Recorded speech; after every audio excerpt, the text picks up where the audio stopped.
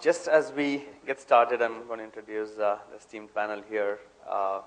Before I do that, I want to just run through 3 slides which had some numbers of the market size for everybody's reactions. Can somebody just get the slides, please? Oh, I have it? Okay, great. All right. So we started off the session this afternoon looking at the growth rates of the mobile internet subscribers in India. These are TRAI numbers, and while some people would argue that they're slightly on the high side, otherwise, even if you discount them by 10-20%, still the numbers are impressive, both from absolute numbers but also from the rate of growth that you're seeing quarter on quarter. Second thing is the comparison of mobile internet to wireline internet, and I think this is another interesting data point, that it's hugely skewed. For India, we believe mobile will be the internet, and many people would experience digital medium for the first time and probably the only time through mobile and not necessarily through anything else. And the third slide that we used was mobile internet revenues on advertising. This is the latest Jupiter Research forecast. And the reason that I believe the mobile internet will be the biggest part of the mobile pie was because of the fact that it's an interactive, performance-based, and a visual medium, which had all the characteristics of the internet with the benefits of the mobile. And these are 3 data points I thought I'll use in some of the other topics in today's conversation. But before I do that, I want to introduce our esteemed panel here who've been kind enough to take time off from their busy schedules and come here braving the rain and traffic. We have, I'm going to start from the left-hand side in this case. That's most of you already know many of the panelists here. So that's Raj Naik, CEO of NDTV Media. For many of you here, he's a familiar face. He's one of the most respected names in advertising and marketing and media circles in India, with over 20 years experience. Right now with NDTV Media as the CEO, he started off his career. His last stint was as a senior member in the management team of Star TV, on the board of India.com, and a couple other companies in Star as well. And again, for most people here, Raj Naik doesn't require an introduction. And ladies and gentlemen, please give him a big hand.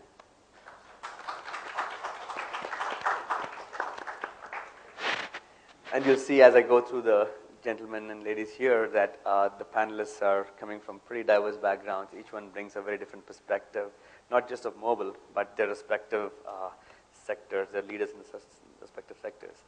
The next gentleman there is Imtiaz Mohammed. He is the head of value-added services for Airtel, and again, a well-known figure in the carrier circles. Has more than 11 years experience across several segments in sales and marketing, and he's been in the Airtel for a while. And Imtiaz's passion has been, he's a big believer in value-added service, and you'll see and hear from him. We had started off a conversation there, which we didn't complete, which I'm hoping to continue here, about his view about where this whole business is going. And we'll hear more from him now. I'm going to keep the introductions short and move on because, again, like I said, most people already know the gentleman on the stage here. We have Nirvik Singh, Chairman and CEO of a great group for Asia Pac. Again, for everybody here, Nirvik is a guru of the ad industry, and he's starting his career as a 26-year-old heading a great group in Calcutta, rapidly rose up to head Grey Asia, serves Grey across 17 countries. And that's Nirvik Singh. Jasmeet Gandhi, completing the puzzles, the handset, Nokia head of services, marketing, and devices. And Jasmeet's coming from a very different background, not from a handset or hardware manufacturing background, but from Rediff, where he's been with over 12 years in various functions, everything from product management to business development. And today he manages Nokia's new direction, if you will, moving to services as a new business unit. And that's Smith Gandhi. And then Rashmi Chugh, representing the publisher world, comes from the deep editorial background, serving across various different newspapers and magazines, Times of India, Hindustan Times, etc. Now heading up all the online publications of the Hindustan Times group. Rashmi Chugh. And with that, I'll move on to the panel. It's a small group here, so I want to keep this reasonably informal so everybody gets a chance to interact and ask questions. So I'll just start the evening by letting each of the panel members make an opening statement about how you see this whole space evolving from your vantage point. And it could be as specific or as broad as you want it to be. Raj? In fact, I came around 3:30. I got to see a bit of Randy's presentation, Randy from CBS, and then I got to see Rahul Pandey's presentation as well. And I was saying, what is left for me to say? Because they said it all.